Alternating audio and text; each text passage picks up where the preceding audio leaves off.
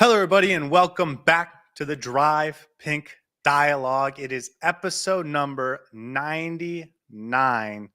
What a time to be alive. In tonight's episode, we're talking about the MLS roster rule changes, how it affects Inter Miami. We're going to talk about what to expect for Saturday night's preseason game against Club America. And we're going to talk about some of these rumors that have been going around. And we're going to talk about everything that's going on in Inter Miami's world. Let's start with this. Saur, my friend, how are you feeling tonight? Hey, back-to-back episodes. It's been a while since we've done that. Look at us getting back into the groove of things. It just means lots to talk about, and this could be a very long podcast, but we'll try and distill the information and make it digestible for you guys as much as possible. We're back. Inter Miami's back this Saturday. So excited to see the team play. It's shaping up to be really well. We talked about some of the incomings yesterday. The roster is looking good. But to answer your question, I'm doing great. How are you? I'm feeling great, especially about Inter Miami. It feels like the vibes are immaculate with all these new signings coming in, one after the other, all of our holes solved. Don't jinx it. Maybe you feel differently. Okay. Don't jinx it. That's what I'm going to say. Don't jinx it. But it has been a very eventful 2 weeks where a lot of teams in the MLS have had a very uneventful 2 weeks. And so it's been fun to talk about. It's been fun to have all these new guys coming in that we get to look into and we get excited about. But let's start with confirming some of those signings. And let's start with Tadeo Allende.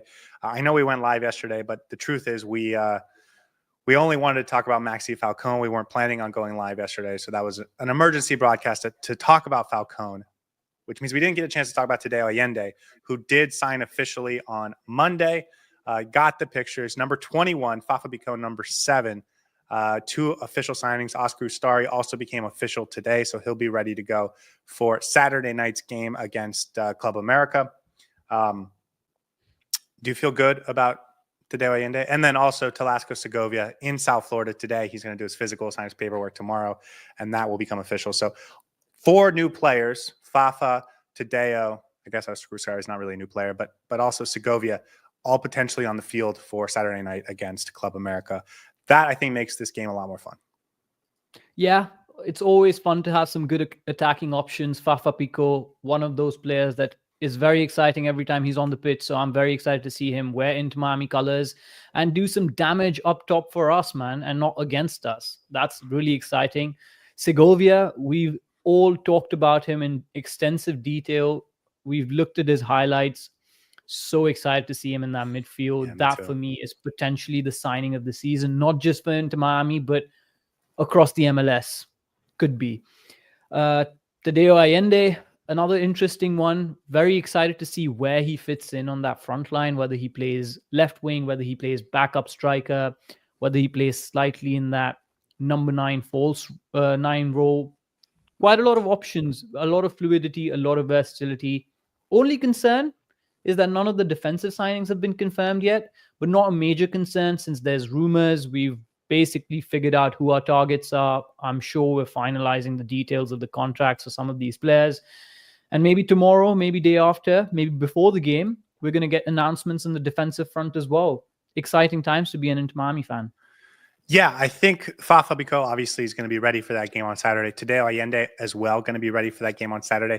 And I think there's a good chance Segovia is too, because he has been in season form. It's not like he has to ramp up to anything and warm up. He should be ready to go. So I think we're going to see all 3 of them on Saturday. I think it's the least likely one is Segovia. Guys like Gonzalo Lujan, guys like Maxi Falcone, I think we're going to have to wait until the following game in Peru for those guys to make their debuts in the black and gray of Inter Miami's new road kit. But yeah, you mentioned Tadeo Allende might be a backup striker. It does feel like that's going to be where Inter Miami looks to next. We heard yesterday rumors of a Matteo Pellegrino of Platense down in Argentina. Had something of a breakout season last year at 23. In 2024, he's up to 15 goals now. That feels like a guy that Inter Miami might be going after. He's 23. He would be sort of a backup to Suarez, but a guy that can learn and grow and could potentially be a Campana replacement. I'm not sure he's the same talent level, but he's a guy that's, I think, emerging down there. And I think some of the bigger clubs in Argentina are also looking at him as a guy that they could potentially bring in. So number 2 striker feels like the next spot on the chopping block. And we have our first name in Matteo Pellegrino. Yeah, I think that is one position that could potentially be the biggest concern going into the season, especially if we don't sign anyone. We've spoken about the loss of Campana. I think we're going to feel it a lot more once the season starts. Relying on Suarez is obviously a big gamble. I'm sure he's going to come through with flying colors. I'm sure he's going to put up some big numbers this year as well. But there's always concern about his fitness and how much he can contribute to the team. So you need an out-and-out striker to be able to support Suarez when and if necessary. I'm glad we're being linked to some of these players. I'm glad that it's a young player coming in, potentially a 23, 24-year-old who has the potential to break the ceiling, who can be molded into the kind of striker that Inter Miami needs and can grow with the team. That for me is the perfect signing as a second striker role. And I'm very excited with this Pellegrino links. I'm not sure how much it is in terms of concreteness and how it's going to come through, whether it's going to come through or not. But I'm excited with the profile that we're looking at because that's exactly what we need. Someone who may not be a proven striker, but can do a role in that position and can potentially have a breakthrough season for Inter Miami either this year or maybe next year and can be a long-term acquisition, perhaps. Excited by the prospect of that. We'll have to see how he fits in and whether it actually happens or not. Yeah, I agree. I think getting a guy like that would be exciting, especially if this is a player that Mascherano thinks has a bright future and can be the guy that emerges after Luis Suarez sort of runs his time down. The last one I wanted to talk about was a kid named Rocco Rios Novo, who is a goalkeeper down at Lanús, and it is potentially being reported in the early stages that he's going to come on loan for the season. He is a goalkeeper. He would be a third string goalkeeper. He would be the number 3 behind Drake Callender and Oscar Ustari. Young player, 22. He is American, so he would not take up an international roster slot. Wouldn't cost a lot of money. He would come on loan. It would be a 1-year solution. Third string goalkeeper. He might not even come on the A team. He might be a B team player, but it feels like that's sort of a name that people aren't paying a ton of attention to because he's not going to play a lot, but it is a box that we needed to check before the season started. And that is also coming to fruition.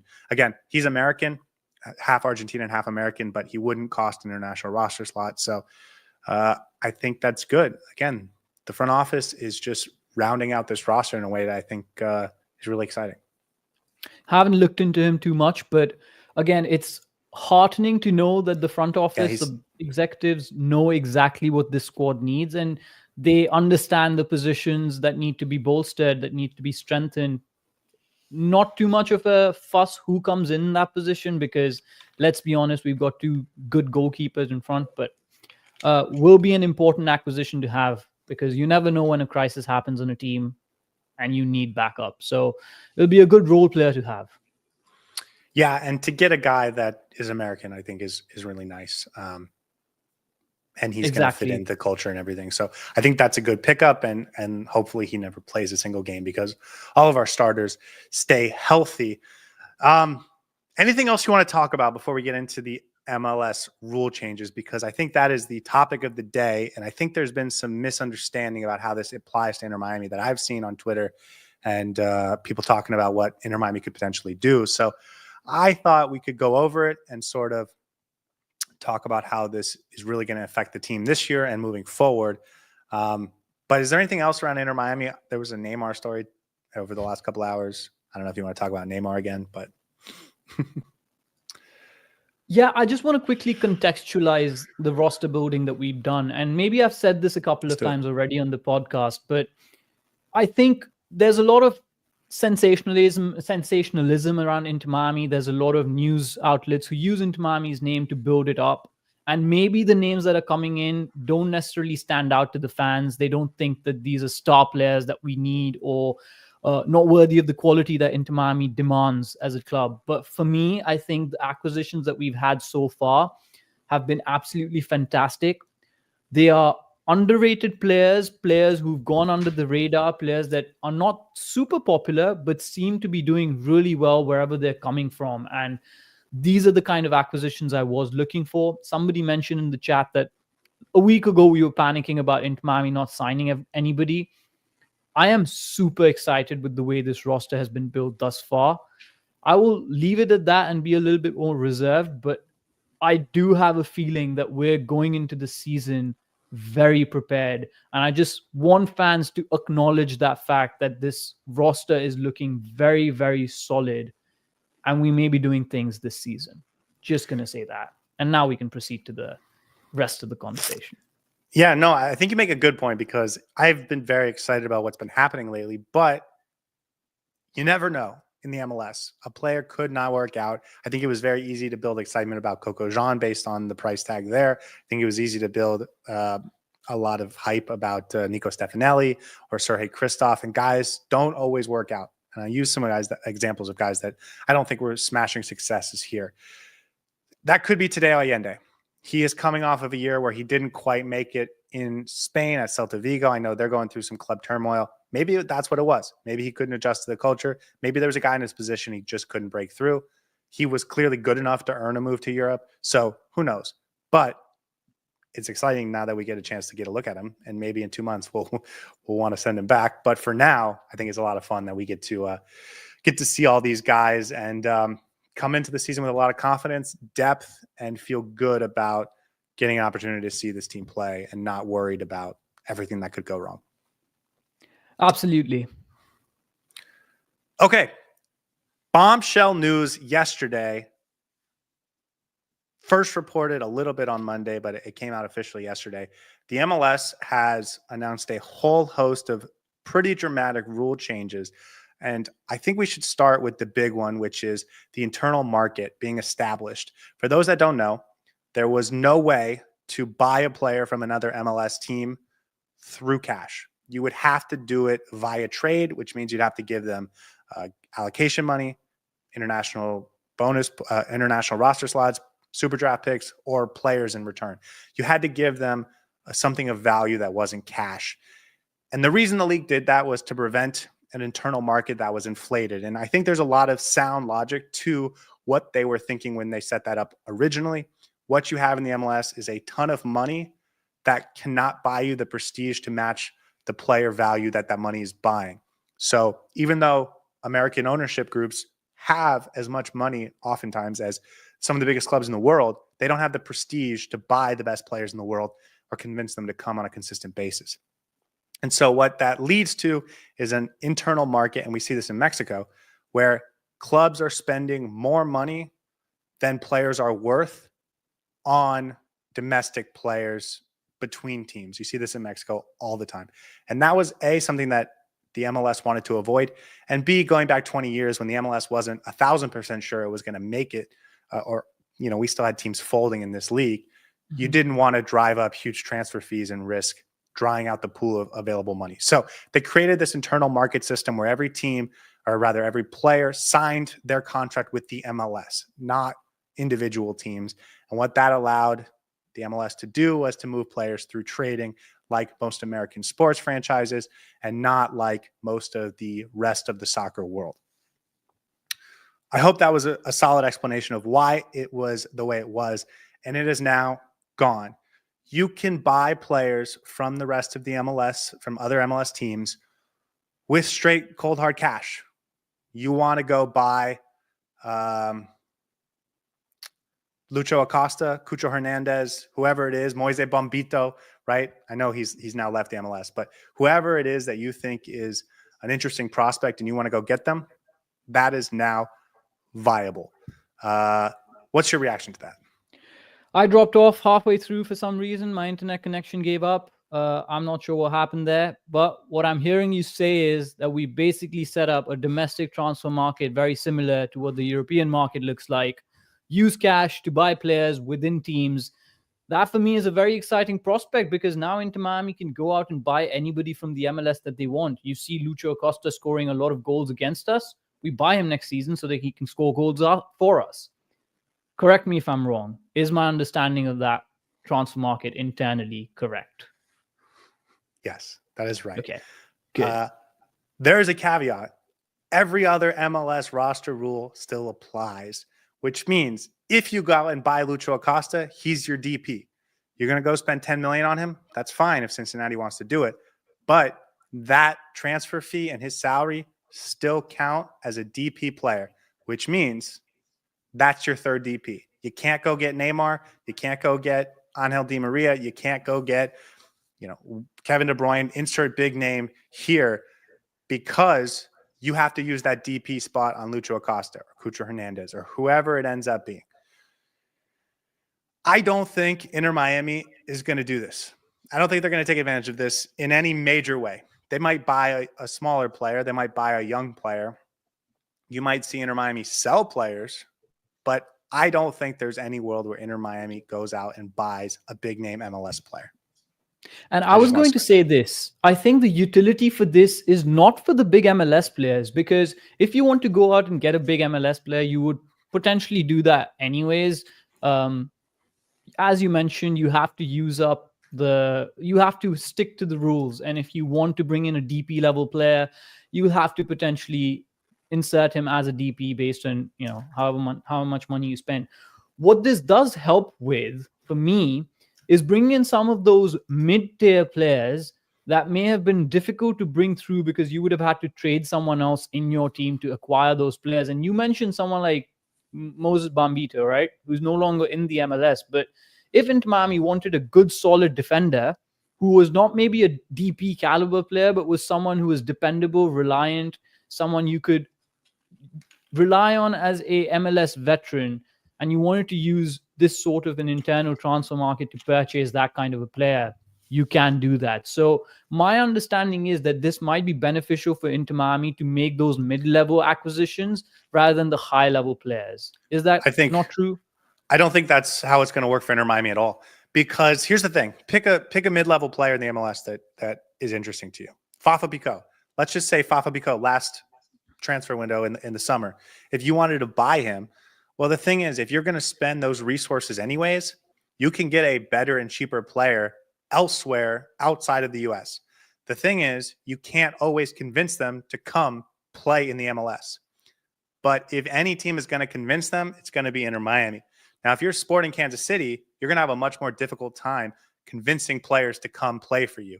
If you are Minnesota, if you are Seattle, if you are Dallas, you're going to have a more difficult time convincing players to come play for you. And so attacking in the transfer market players that are already in the US, already comfortable, already established in the MLS, and are comfortable playing in American cities, that's a great avenue to bring in new talent. But for a team like Inter Miami, with the limited resources that we have, there is going to be very few ways, opportunities, or players that it makes sense financially to go purchase and take on all of the cap responsibility that comes with that, when you have this pull and attraction worldwide that almost no other MLS team has, possibly no other MLS team has. So I think you're definitely wrong about the mid-level players. I think Inter Miami can always go to Argentina or Spain or Venezuela or France, or insert foreign country here, and get a player of more talent for less money, because you're not having to pay what I believe are going to be sort of inflated MLS internal market prices. Now, the few occasions where it might make sense, I think, are young players, U22 players. So a guy like David Ruiz, for example, very talented young player, but isn't going to get a ton of minutes at Inter Miami this year. Maybe another club who's really needing a third or fourth midfielder might make him a U22 DP and spend $3 million to bring him in from Miami. That, I think, is much more likely. There are certain areas in the U.S. that produce more talent, and I think buying those players from some of the other clubs in the U.S. and making them U22 DPs or sort of young players moving, I think that's where you're going to see this most effectively used. And so maybe a Moise Bambito would have made sense last year as a U22. But in almost every circumstance, you're going to be able to get a more talented player from abroad if you are Inter Miami and you have the pull of Inter Miami. That's the opposite of Sporting Kansas City. Thomas makes a good point in the chat, but when you go abroad and purchase a player from outside the league, don't you have to pay like a transfer fee to get them? So you still when have to you pay a are transfer fee here. This is what I think people aren't understanding. If you want Lucho Acosta, you still have to pay $10 million transfer fee. And you have to fit him within the roster rules anyway. So right. So if you're going to spend $10 million on him, you have to make might him as a well DP. put, yeah. It's highly confusing, but you have, I think, explained it fairly well. And again, now, I think hold sometimes on. Let me also say these rules came out yesterday, and the MLS is very, very good at making their rules ambivalent and kind of changing them as they go. And we'll see. This is only as I understand it right now. I was reading the rule book yesterday. So we will see how this actually gets applied. But that is how I understand it right now. So for everyone that's saying go buy Lucho Acosta, just know that's your one DP.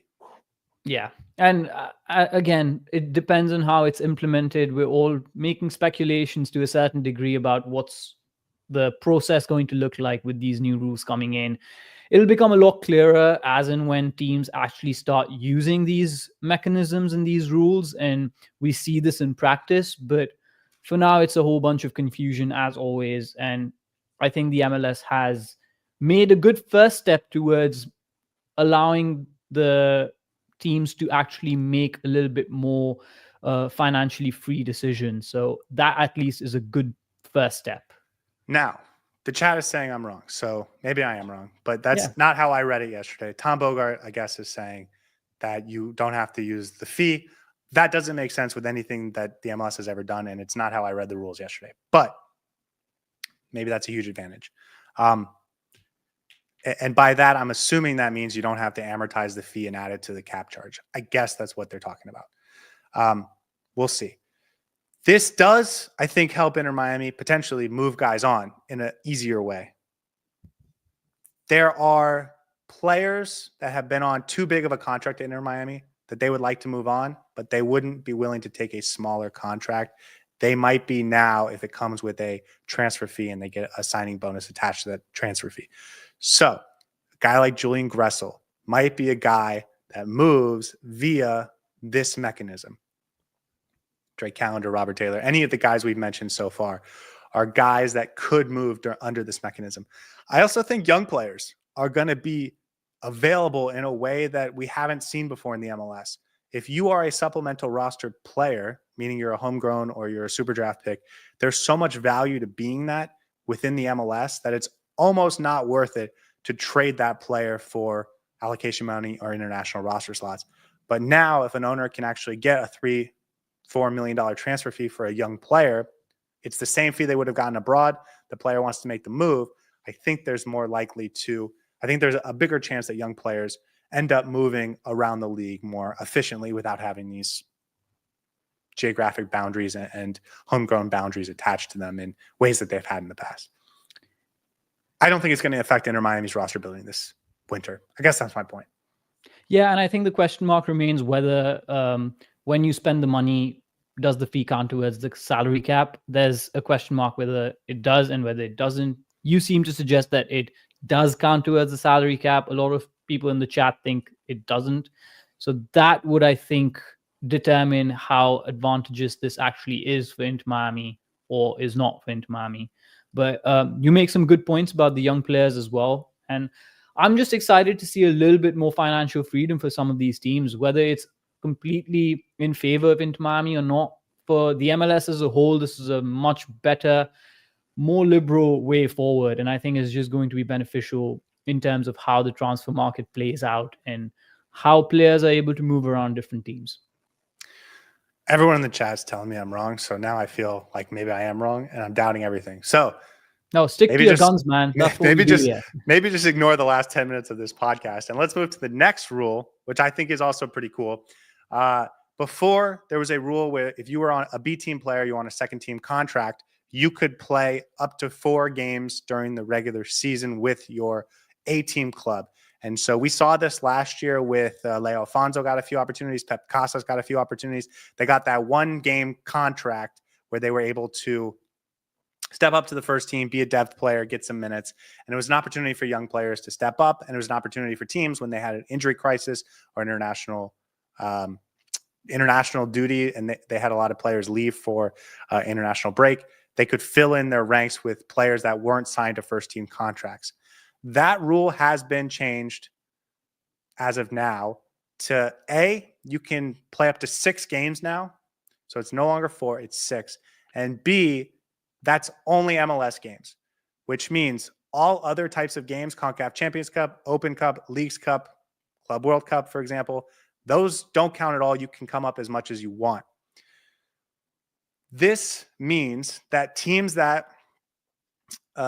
previously would have used those slots for depth purposes, potentially during other tournaments, and we saw this with Columbus last year, they can now bring those players up for Open Cup games, I think is where this is going to get used the most. But anytime you need depth and it's not an MLS game, you can bring those guys up. And they've increased the number of times you can come up for an MLS game from 4 to 6. This is absolutely fantastic because I've never really understood the point of having a cap on how many games an academy player can play. Sometimes teams just need to dip into their academy and their youth system to try and build out the game day roster. And for me, with Inter Miami having such a good academy with quite a few good players coming through, I think this is a big advantage. It's going to give them a lot of minutes, a lot of exposure, especially in the non-MLS games. You can basically fill up your bench with a couple of youth players who might be able to fill up bodies if you don't have them. And then it gives more chances to some of the youngsters who we want to see as well. Ryan Carmichael comes to mind. Leo Afonso last year was able to play a couple of games, showed what he's capable of and got a contract.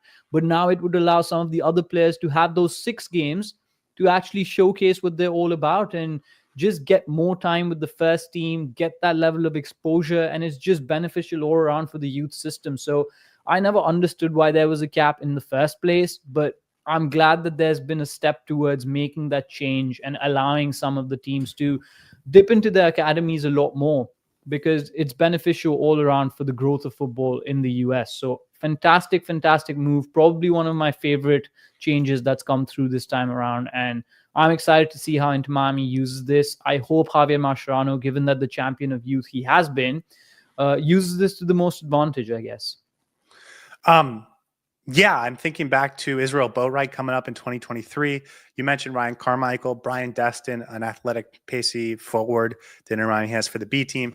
Guys like Michael Appia and Bailey Sparks, the 2 draft picks from this year. Guys that don't have to be signed to first team contracts can get more exposure with the A team. To me, I'll also say I don't know if this is going to have a huge impact on Inter Miami this year, because we have so much quality depth. But there are a lot of teams around the league that are going to use this effectively.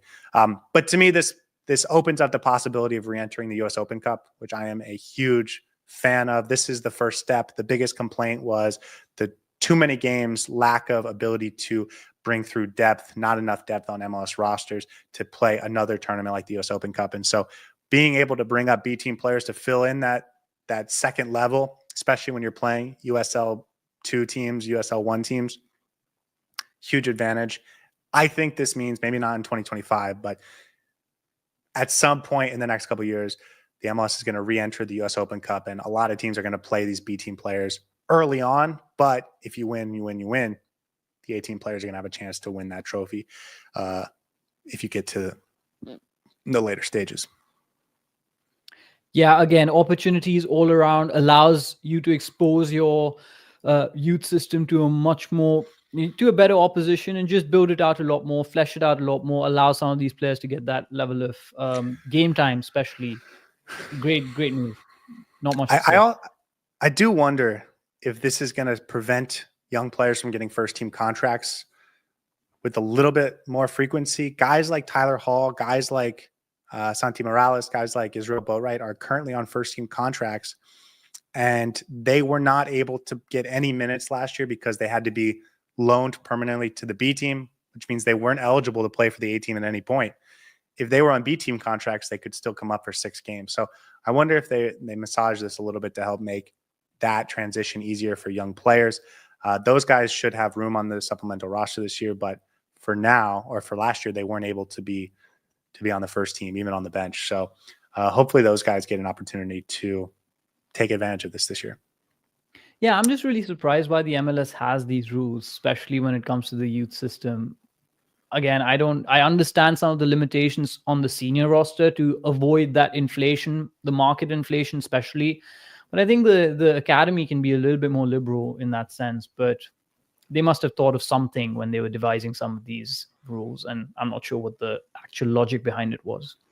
Well, rules that are beneficial to veterans oftentimes hurt young players. And so Yeah. the MLSPA built a system that benefited first team players. And I think a lot of people recognized over time that it hurt the B team, the young team players, the young guys. Okay, next, 2 buyouts per season. Before, you could buy out 1 player every year.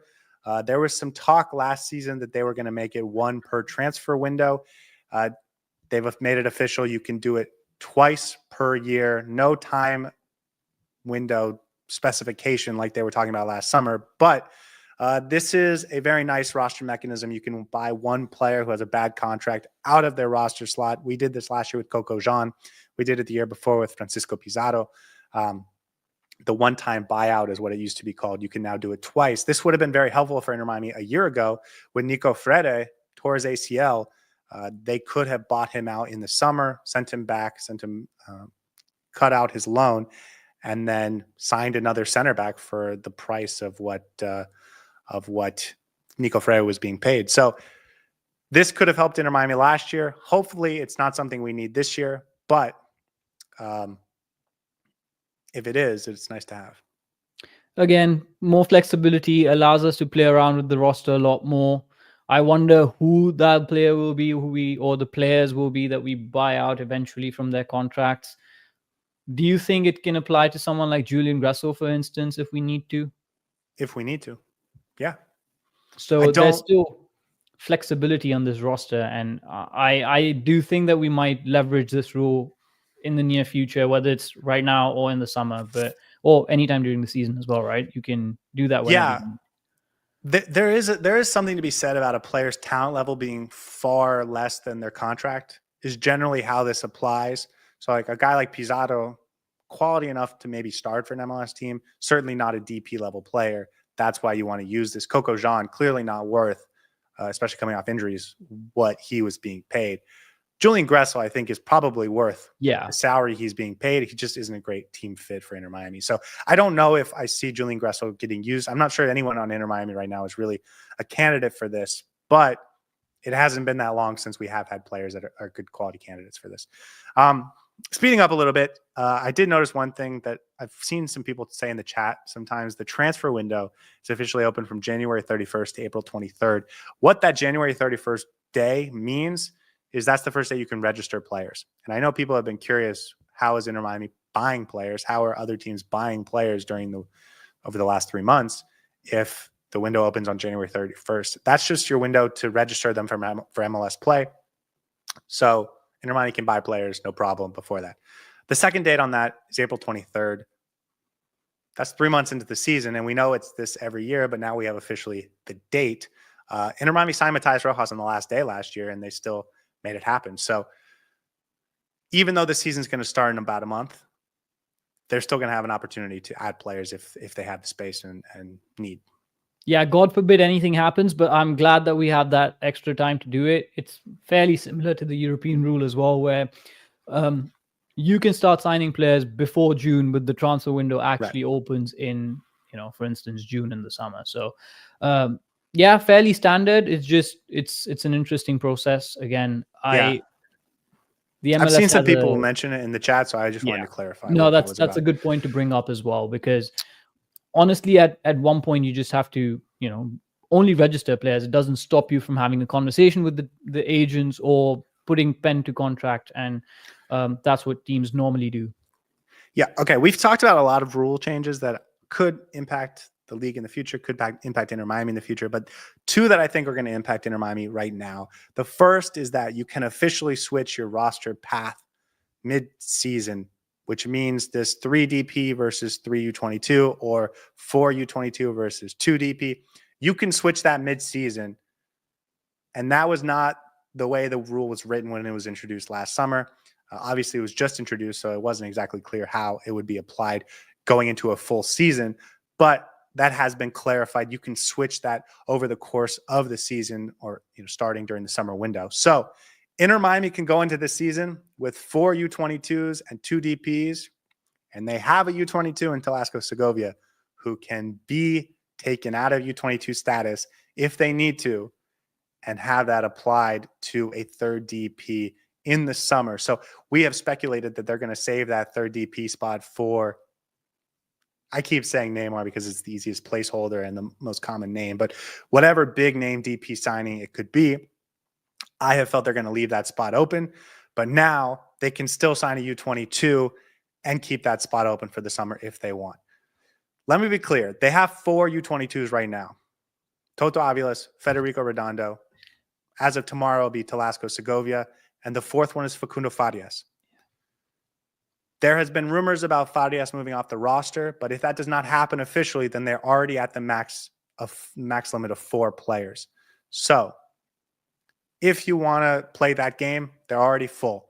But if you can move Facundo Farias off the roster, especially if you can bring in a talented player in return, like a Baltasar Rodriguez, that frees up another U22 spot. And it doesn't feel to me like they're going to leave that unused if they can help it. This is the first thing I think directly impacts what Inter Miami is doing right now. Yeah. Flexibility is the word that comes to mind.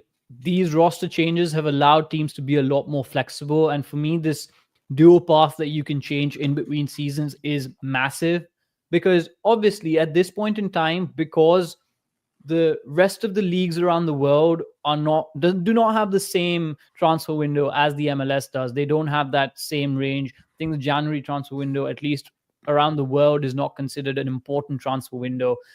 So the opportunities are limited. Teams are unwilling to let players go in middle of the season. And you want to shape a roster differently in the summer compared to how you want to shape it right now at the start of the season when it comes to the MLS teams. And for me, the fact that there will be more talent available in the summer, just the flexibility that now we have to switch the routes is phenomenal. It's incredible, because now you can set this roster up in a good way, use up all your levers that you have in terms of the 4 U22s and the 2 DPs, because you don't expect to bring in a third DP. And then in the summer, you change it up because now you have the opportunity to bring in another DP level player. So there's no wastage of that one extra spot, because you're now holding out for the summer to make that change. And you have to, you're not cast in iron when it comes to figuring out how your roster is going to shape out, whether it's the U22 route or whether it's the DP route. I think this is absolutely phenomenal, the right way to go as well, because you don't want to hamper your teams when it comes to building a good squad. And now they can actually use the squad exactly how they want to, and there's not going to be any wastage as such. So very excited to see how Inter Miami makes use of it. I want Inter Miami to make use of it, because let's be honest, I don't see any DP level players who might be coming in immediately. And I think we should use the U22 spot while we can. Jorge Mas said that they were going to use every roster mechanism to build this team as efficiently and effectively as possible to create the best team, and that there was no lack of funds in terms of building this team. And what they've done so far is not spend a ton of money to bring in a lot of good players, hopefully good players. I think they were bringing in Telesco Segovia no matter what happened with Facundo Farias. I've hinted at this since I first went live about Telesco Segovia last Friday. He's their 4th guy, but they're also trying to move on Facundo Farias. I think those 2 deals are separate.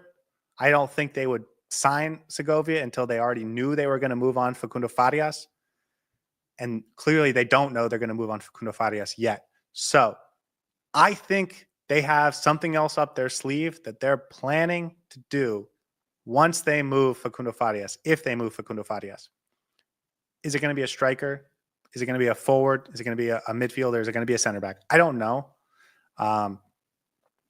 But I think they have a lot of money to go out and get a really exciting young U22 player, Federico Redondo, Diego Gomez, Toto Aviles type player, maybe even hopefully someone even better than that.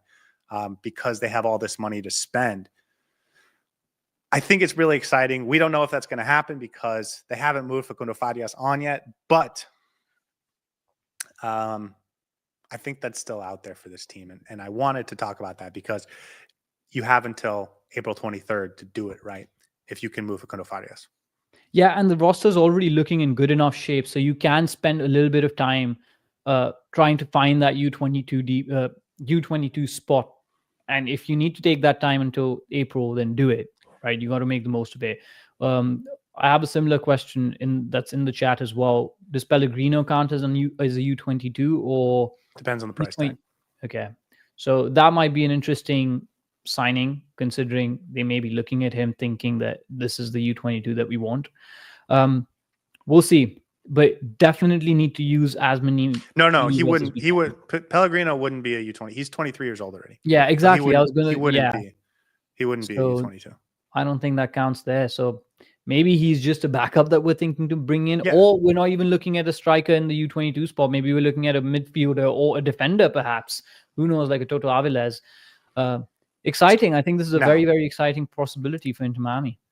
I have to say one other thing because someone mentioned in the chat, Diego mentioned in the chat, there's been a rumor that Neymar might get out of his contract in Saudi Arabia now.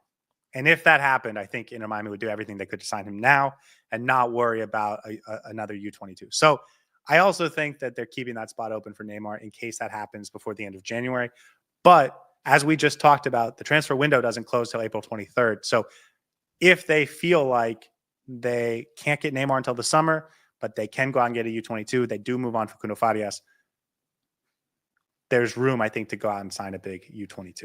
Just flexibility, man. Flexibility to make moves and do things. And I love that. I love that for all MLS teams. I know Inter Miami is going to benefit quite a lot from this, but it's just good to not be constrained so much by the rules, especially when you have the Club World Cup coming up. Yes. I wish Inter Miami could win a few MLS Cups before the rest of the league really catches up. But, I guess that's a little selfish.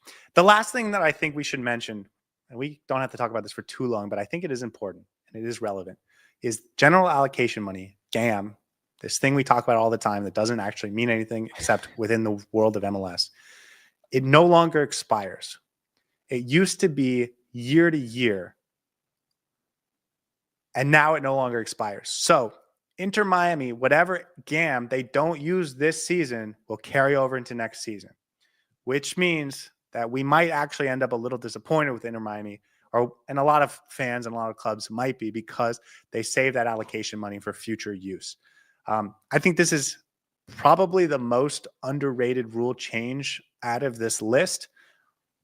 I hope it doesn't affect Inter Miami, but Inter Miami this season, I hope they go out and spend and bring in that last big piece or whoever it is. But Inter Miami, a team that's going to be consistently looking for allocation money, it is nice to see that it rolls over. Honestly, for me, the GAM and TAM rules just went over my head, and every season I have to just constantly refresh what it means and what. Well, TAM doesn't roll over. It's just GAM. Yeah. But again, what even is it, right? But it's good to know that there's no term limit on it, because if you end up collecting a lot of GAM and not using it, then it's basically useless by the end of the season, and you need to do the entire process again. So it's like building up a bank account essentially that you can use at whatever time you want. Allows for you to go out and make moves based on your good business that you've done in the previous season. And that, I think, is rewarding for the teams who constantly stick to the rules and make good moves in and around. And I think that's just, giving them a carrot instead of giving them the stick of saying, we're going to take away your GAM at the end of the season if you don't use it. So you can build your roster a lot more in terms of future planning now, which I think is an important aspect that we might be under appreciating. So I give this a 10 out of 10, especially if the within MLS transfers is a little bit more liberal than I was understanding. I think these are some really, really cool changes to the MLS. I think they make a lot of sense.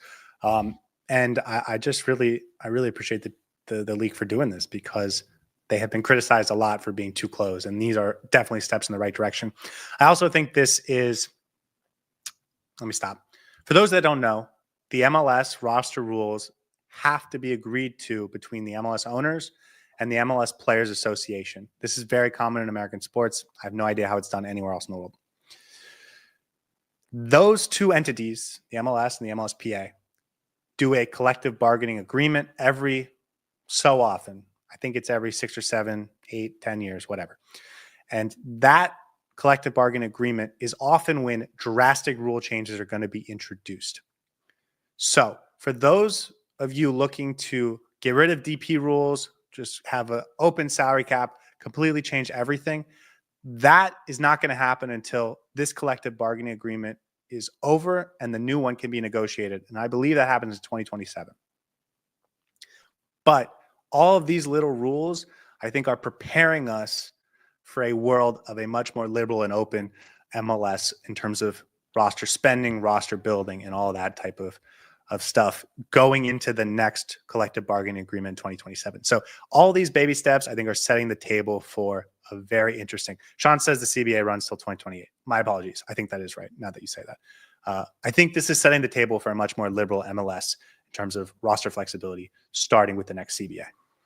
Yeah, signs of things to come. And it's much overdue. I think the rest of the world is getting ahead in terms of competition and competitiveness. And the MLS is lagging behind because they've hamstrung their teams. And I think in order for MLS to compete with some of the bigger leagues and to attract a lot of the talent, you need to allow the teams to have that flexibility to build their rosters in as liberal a manner as possible, as you mentioned.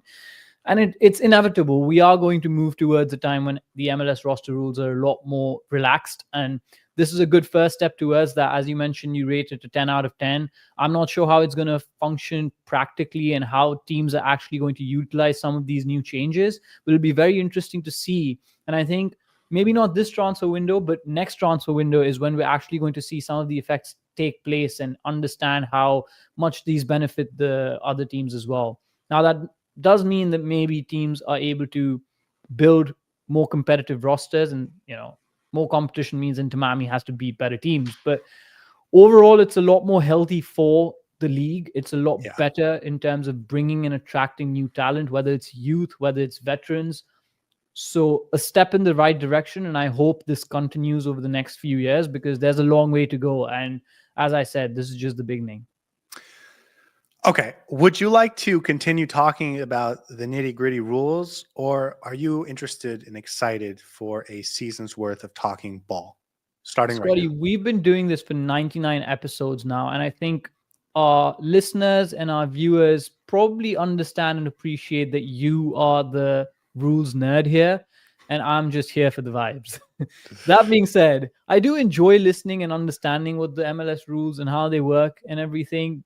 I'm going to always want to discuss what's next in the games and what we're going to do as a team on the pitch, right? I'm the footballing brain here. You're the nitty-gritties brain here. So whatever you want to do, I'll be happy to do that, but I'll be happier to talk about the game rather than the rules. Let's talk some ball. Thank Inter God. Miami back on the pitch Saturday night. The game is at 10 o'clock Eastern time, so it is a late start. It is in Las Vegas. It's against Club America. Inter Miami, Club America on Apple TV, so it will be broadcast, and we will, of course, go live for the pregame show and postgame show. It's going to be a late night for Saur, but he will power through, I have no doubt. Before we get into the logistics, I wanted to talk about this game a little bit because we have spent every episode for the past 2 weeks talking about new players, new signings, etc. That I thought it would be fun to just talk about what we're excited for and what we're expecting in this game. So before we talk about what we're excited for, who do you expect to see play Saturday night? If healthy, I would expect all the big players to show up. The 4 Barcelona boys, I think, will... Do you think they start? I don't know if they'll start or not. I think it'll be a little bit more conservative. They'll probably come on towards the second half, perhaps. But I do expect them to take the field at some point. You have to start building that fitness. No, there doesn't seem to be any health issues for any of them. Sergio Busquets is probably back from his vacation. He needs about 10 games to get back to his best form as we saw last season. So maybe start him. And we may see a mix of them. Maybe a couple of them start, a couple of them come on in the second half. But I expect the big players to be there. Luis Suarez, again, needs to build up his fitness. Messi is one of those players who does need maybe a little bit of game rhythm, but I think fitness overall is not an issue for him. So he's going to take it based on what he thinks is best. But I expect them to at least show up. You know, every once in a while, I have a moment where I realize that I'm a bad host. And I should have started with the most important, newest addition. And that's Javier Mascherano. This is his first ever club game as manager. It's his first preseason as a manager of a club. It is the first game as club manager on the sidelines of Inter Miami. We don't know what formation he's going to pull out. We don't know how he's going to rotate players. We don't know how he's going to, or what he's going to ask his players to do. And I think that's the most exciting thing about this weekend. What formation is he going to apply with this team? What tactics is he going to try out? I know we're not necessarily going to get the final product, but I do think we're going to get the thing that he thinks is right first. Whatever he's envisioning is what we're going to see on Saturday. And will he make tweaks on that? Of course. But for now, I think he's going to put his vision into practice. And this is something he's been working on for years, possibly decades. And this is the first big moment for him. What do you think we're going to see? Do you think we're going to see a 4-3-3? I think he's a modern coach, and 4-3-3 is the way to go these days, I guess. So maybe a 4-3-3, maybe a variation on that with a 4-2-3-1 or a 4-1-2-3. I think I lost track of numbers there. But I think a 4-3-3 is the likeliest outcome here, at least, especially given the number of players and the kind of players that we've signed this season. So I expect a 4-3-3 to begin with. I think we're going to see a 4-3-3 as well, but I'm not exactly sure how that midfield's going to set up. Yeah. Because a lot of people talking about his time with the Argentine youth teams, he played with that true number 10 and a double pivot behind them. And I don't think this Inter Miami team has that obvious true number 10, maybe Facundo Farias, but basically everyone else on the roster doesn't fit that role unless there's someone I'm not thinking about. Maybe Kramaski is the next closest thing. But it feels like a lot of our midfielders fit better in that pivot, that double pivot, more so than being a sort of a number 10 distributor that connects with Messi. And of course, we know Messi doesn't play as a true right winger. He plays as Messi play, right? He plays like Messi. And so I'm very interested to see how this is all going to work out. I don't know if Messi's going to, I doubt Messi's going to start, but I'm very curious, and I want to get your thoughts on what you expect. Like, don't give me a what it might be. Give me what you think it will be. I think it's going to be a 4-3-3. I think he's going to start Yannick Bright. He's going to also stick with some of the formula from last season to see what actually worked and what didn't work. He's going to, are we going with the predicted lineup right now? Do you want me to spoil it, or do you want me to keep it hold? Go for it. Okay, so I think it's going to be a midfield of Yannick Bright, Sergio Busquets, and maybe one other number 8. Whether it's so you're not gonna spoil anything. You're just gonna give 2 out of 3 names. Yeah. 2 out of 3 names. No. I can't let you off the hook like that. Give me who's going to be your midfield. Who do you think is going to start? Okay, who's available? Let's see. David Ruiz is available. Benjamin Kramaski is available. No, he's he's on international duty, right? Yeah. You have David Ruiz. You have Redondo. You have. There you go. That's my 3. I've got my 3. You have Yannick Bright, Sergio Busquets, Redondo. I think is what he's going to go. What he's going to go for. Segovia might be available. Yeah. Now here's the thing, right? You mentioned us not having a true number 10. Again, Facu Farias being in there maybe determines it. Facu Farias.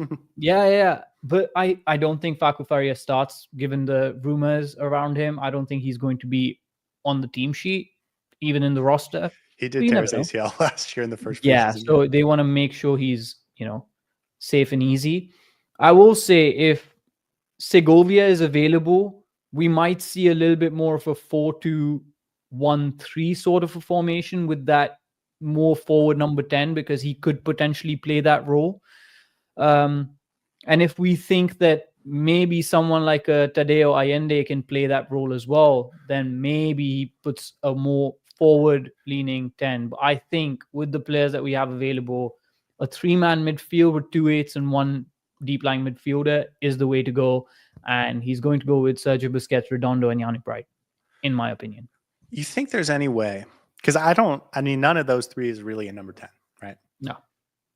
Do you think there's any way we see Messi as the 10 and then like a Julian Gressel? Sure. What's Julian Gressel going to be? I understand that we've all thought he's not going to be around once the season starts, but he's still around and he very well could still be around. So how does he fit into this idea with Javier Mascherano? I think where he plays is actually quite interesting to where he'll eventually be with Inter Miami. We were kind of surprised to see him in the midfield last year when he first arrived. We thought he might be sort of a right back. And so I'm very curious to see what happens there. Same thing with Robert Taylor on the left side. Robert Taylor, another guy we thought, we don't know what his future is. They bring in Fafa Picault, Facundo Farias coming back, Baltasar, whatever, right? What if it's Julian Gressel on the right, Robert Taylor on the left, and it's very similar to what we saw last year? I have a couple of questions for you that, based on what you just said. Mm-hmm.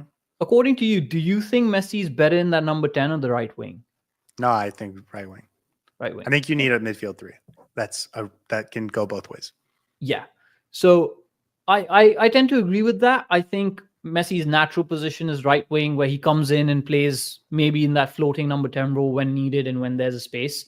So pushing him away from that right wing spot and actually making him into a number 10 sort of takes away from the athleticism and defensive stability of that midfield that you need in the MLS. So I don't think that's going to be the case. But you never know how Javier Mascherano views Messi. You don't know what Messi thinks the best position for him is either. So maybe that's an interesting observation and we'll find out. But don't put Gressel in the midfield, man. I think for his sake, he is much better in that right wing spot. Play him there, utilize him as a off-the-bench option when needed, as a cover for Messi when needed. If he sticks around, I want to see him as a right winger. I don't want to see him as a midfielder. What do you think we're going to see on the left side? You think we're going to get Fafa? You think we're going to get Robert Taylor? You think we're going to get a little Tadeo Allende action? I want to see Robert Taylor to start, but then I'm going to see Fafa Picault in the second half.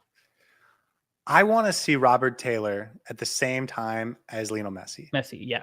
If that happens, I think Robert Taylor stays on the team this year. Yeah. If it doesn't happen, if Robert Taylor starts and plays 50 minutes and comes off at the same time Lionel Messi comes on, I'm going to throw a party. There's going to be a drive-ping dialogue party just for Robert Taylor's resurrection from the dead. That's what's going to happen. If Robert Taylor comes off when Messi comes on, I think we're right back to thinking Robert Taylor might be done. Yeah. So I think that's really interesting storyline. I think we're going to get David Martinez and Toto Aviles at center back. We might get Noah Allen to start at left back just because, I don't think Jordi Alba needs to play a ton of minutes in this game. Cello Wigan a right back, Ustari in goal. I think that all works out pretty seamlessly. I'll be interested to see if we see Noah Allen at center back at all this preseason. That was something we saw for the first time last year in the preseason. And then I'm just really excited for the three new players, especially if Segovia gets to go, because he is the signing I'm most excited about. But I'm really excited for Fafa. I'm excited for Allende. I'm excited for the team to get back on the pitch. Yeah, I'm excited to see Yannick Bright play again as well. Maybe, I don't think Ian Frey is ready, so maybe not yet. Noah Allen, I want to see if he can actually take that next level up. And it starts from Saturday, right? You're going to start seeing how some of these players have reacted to the off-season. And sometimes I think the best part of a preseason is how and in what shape some of the youngsters have come in. So for me, I'm going to be looking out for that. As you mentioned, new players, very exciting to have new toys to play with and new players to analyze and judge. One interesting thing is going to be who's missing. So if Julian Gress is not available, if Fafa Picault is not, if Facu Farias is not available, if Robert Taylor doesn't get minutes, that's going to speak volumes about what their status is on this roster. And we haven't mentioned the dreaded 3 at the back or a 5-man formation. So maybe Javier Mascherano plays the 3 at the back or he plays a 5 at the back. You never know. You never know what the position is going to be. I think the formation that he sticks with is the 4-3-3. I don't think he utilizes a double pivot because playing Messi in that 10, I don't think it makes sense to me. But again, Javier Mascherano knows a lot of these players a lot more intimately than maybe Tata Martino did. So it'll be interesting to see how they set it up. I think the first game is going to be an indication of what's to come, and that for me is the most exciting Yeah. part of it. Yeah. No, it's exciting. Like right now, we're just talking, but Yeah, we're just after we speculating. see it on Saturday, we'll be able to Yeah. speculate with a lot more, confidence, and it'll be an educated guess, not just a guess. Can I give you my hot take 11 that I wouldn't be shocked if we saw? Go on. All right. I think Ustari is going to start in goal. I think we're going to get, over Suarez. Well, we need Suarez to start as striker because he's the only one. I got Toto Aviles and David Martinez at center back. I've got Chelo Wigan at right back. I've got Noah Allen at left back. I think he's going to get the start. I think Jordi Alba comes on later in the game. I think we're going to get a midfield of Yannick Bright and Federico Redondo. I think he wants to see how those two play well with each other. Hot take. I'm going to guess we're going to see Santi Morales start as the number 10. We did not get a chance to see him last preseason, even though he's been under contract with the first team for a year and a half now. I'm curious to see what he looks like, and he actually is a true number 10. We'll see if he's ready for the MLS. I've had people say he's not quite ready yet, but as far as preseason goes, he could actually fit that mold as a true number 10. Give me Fafa Pico on the left. Give me Julian Gress on the right, and give me Tadeo Allende up top for the first, just to start out. And then I think we see Messi and Suarez and Busquets and Alba come in later in the game, but and probably Segovia as well. Would you that gets you the new guys, gets you a young guy, gets you some new ones. No, that's actually a really good setup. But my question is, would you rather see Javier Mascherano fit the players into a specific formation that he wants to play for the rest of the season? So if there's no number 10 available, for instance, he doesn't want to start Messi, use someone from the youth team who plays number 10, put them in that role to see how it works out. Or do you want to see him put especially higher up the pitch? Okay, I forgot what I was getting at, but yeah, basically putting the players in the formation or the formation according to the players. So like if he has maybe, let's say, no striker available, he plays a false 9 formation. Do you want to see that or no? Do you want to see a formation that he's going to be using throughout the season and then force the players to play that, even though they might not be playing there in the course of the season, for instance? No, I want to see him do what he thinks he's going to do in the regular season. Yeah. Listen, this team may still go out. Like we talked about them potentially getting another U22. Maybe that is a number 10, and that's going to be the guy. Maybe it's Segovia becomes the number 10, but he's not quite ready to start on Saturday. But if that's how you plan on playing this year, especially at the start of the season, go with it, because even though your 10 might not be up for it, at least your double pivots learning how to play with each other. At least the wingers are learning how to play off. That's exactly what I was getting at. 100% you go with what you think is going to work. Now, listen, we saw last year, Tata Martino clearly spent the entire offseason dreaming about how wonderful this 3-5-2 was going to be, and it was awful. But we got to start seeing it was awful in the preseason, so we didn't have to go quite as long with it during the regular season. Give me, if he thinks it's a 4-2-3-1, give me the 4-2-3-1. And if it takes Santi Morales at the number 10, that's fine. If it's Facundo Farias at the number 10, that's fine. If you're playing a 4-3-3 with a single 6 and 2 8s, or however you want to set it up, do that. But I want to see what we're going to see. I don't want him to just put guys in positions they're comfortable, because there's a lot of veterans on this team that are going to get comfortable. He's the rookie. He needs to be the one to establish himself. He needs to be the one that gets the vision of what he's trying to put together on the field and see how it works against quality competition. Yeah, and if that's the case, I think you may even see Fafa Pico up top as a striker, perhaps, when we need to take off Luis Suarez, or maybe he starts. I think it's going to be Allende. Yeah, maybe Allende, for instance. So yeah, it'll be interesting to see how it works out. But I completely agree with you. Play the formation that you're going to play for the rest of the season, and then put the even if you need to put square pegs in round holes, do it, because you want to make majority of your team comfortable playing in the positions that they will be playing in, rather than put players in positions that they're comfortable playing in. So and I think this team has number 10s on it. I think Farias can be a number 10. I think Cremacia can be a number 10. But if you're not trying to get Facundo Farias injured right now, I think Segovia can be a number 10. So if you're not trying to get Farias injured for this game, obviously Cremaski's on international duty. Segovia is not ready to go. Like, it's okay for one preseason game to put in a kid, or to play someone a little bit out of position, to give everyone a chance to get a feel for it. Okay. Do you want another U22 or do you want Neymar? Do you want Neymar now? Do you want Neymar Why now? do you want to make me the villain of this podcast, man? I don't wanna told be you the my villain. thoughts on Neymar. They're not very positive. I don't think we need Neymar. We bring me a Okay. nice hot U22 who can really light up the world, and I'll be happy. Do you want him now or do you want him in the summer if you're getting him? Now, instant gratification. I'm a football fan, man. I don't wait around for all these things. Now. It'll be interesting to see how that all plays out. All right. Anything else on your mind? Any hot take or expectation for this weekend or something you're really looking forward to? Suarez scores a hat trick against Club America. Yeah, that's hot take. You remember it took him like 6 weeks just to warm up his knees, right? Yeah, I'm going to say one thing. I'm going to review my cards early. We did it last season. It didn't work out. We're going back again, guys. For everyone who's been listening to us since the start, you probably know what's coming. But there's going to be one result this season. And the result of that is going to be 7-2 into Miami. I don't know when. I don't know who's going to score. I don't know against what team. But it is going to happen. So for everyone who's been following us for a long, long time, get on board the 7-2 train because it's going to happen this season. I hope it happens this season. That's my hot take. I'm going in early. I'm not going to waver this time around. We are getting that result. I think we're going to have to find a way to help you move on from this 7-2 thing, my man. Not happening. Maybe you should change it to just Inter Miami score 7 goals because that feels more realistic than forcing the other team to score. You know what? I would take that as a consolation win. You should have said that before I went on record to claim it, but I'll take that as a consolation. If Inter Miami scores 7 goals, I'll consider that like a semi-win. Let's just say that.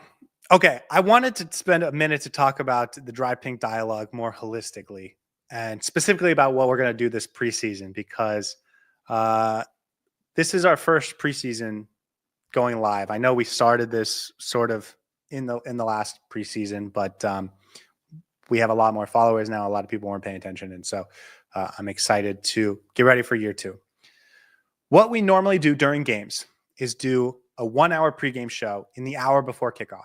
So if the game starts at 7 o'clock Eastern time, we go live at 6 o'clock Eastern time.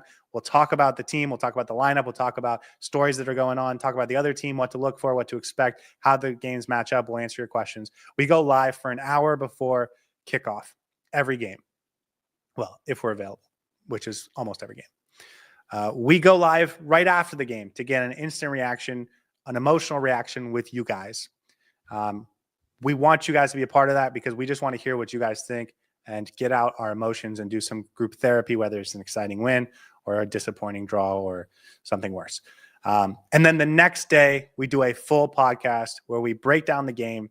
We go over what went right, the tactics, what went wrong, talk about individual player performances with a more informed lens. Oftentimes we watch the game a second time to get an even better, more educated opinion. And then we give out some awards, which I think are always fun.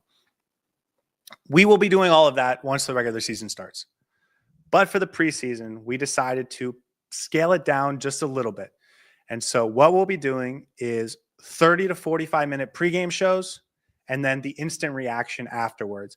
We don't feel like during the pregame shows, it's entirely important to break down how the other team plays and what we're going to see during the preseason. It doesn't really matter what the result is. It doesn't matter how we attack them. And also, I know a little bit about Club America, but I know next to nothing about most of the other teams we're going to play in the preseason. So we're going to pare it down by 15, 20 minutes, which is the amount of time we would normally spend talking about the other team. We'll go live, again, 30 to 45 minutes before. That is only on YouTube. So if you are listening to this on podcast version, that's only on the Dry Pink Dialogues YouTube page. We will go live immediately after the game for our instant reaction. And that is where we will talk to you guys about what happened, and hopefully you guys come and talk to us about what you thought happened. It's the group therapy session that I think is very healthy. We will not be doing a post-game breakdown the day after for the preseason games because I don't think it's as relevant. We'll be doing that kind of stuff during the week because there's plenty of time in between games. So during the preseason, we'll go live, not quite for an hour, but 30 to 45 minutes before the game and 30 to 45 minutes after the game.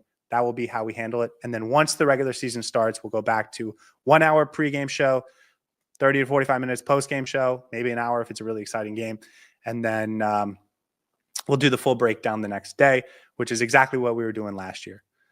I'm very much looking forward to this season, but for the preseason, I just don't want anyone to get their hopes up. We're going to save our best awards so we don't spoil any of them for the preseason game, save them for the regular season. Saur, did I miss anything? No, I think just one last thing to add is it's been an entirely fun experience joining you and joining the fans and talking about Inter Miami the last year. And if there's anything specific that you guys want to see from us, you guys want to hear from us, a segment that you have an idea for that you want us to think about and add to our post-game show or pre-game show, anything that you think we can improve on, leave a comment, send us a message on Twitter. We'd love to get your feedback on it. But the season's coming thick and fast. The preseason's here. You're going to get a bit of for those who haven't been with us previously, you're going to get a bit of a taste of what it's like. And then once that first game starts against Kansas City, we're going to be all in. So excited for that. Excited to get started for year 2. It feels like going back to school again. But I'm done talking about the transfer market. I want to talk about games now. And let's just do it, man. Up the Herons. Let's go. Yeah, well, to add on to that, beyond Saturday, so we'll go live for the pregame and postgame show Saturday. As you guys may have seen in the title, this is episode number 99 of the Drive Pink Dialogue podcast. I know we've done more stuff on YouTube only, but this is 99th podcast episode.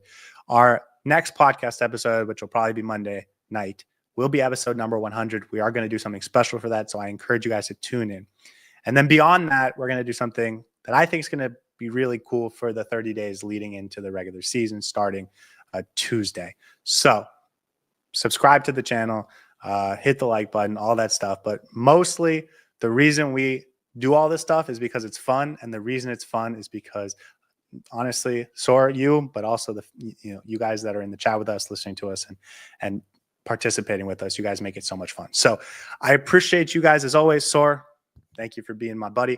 And we will see you guys next time, 45 minutes before Inter Miami's first 2025 preseason game. Until then, have a lovely week. See you guys next time. Hey everybody, thanks for tuning in. Do us a favor and hit that like and subscribe button. Since our first viewer, sharing this with you all has been the very best part. So from the beginning until the end, thank you for being a part of this and have a wonderful day.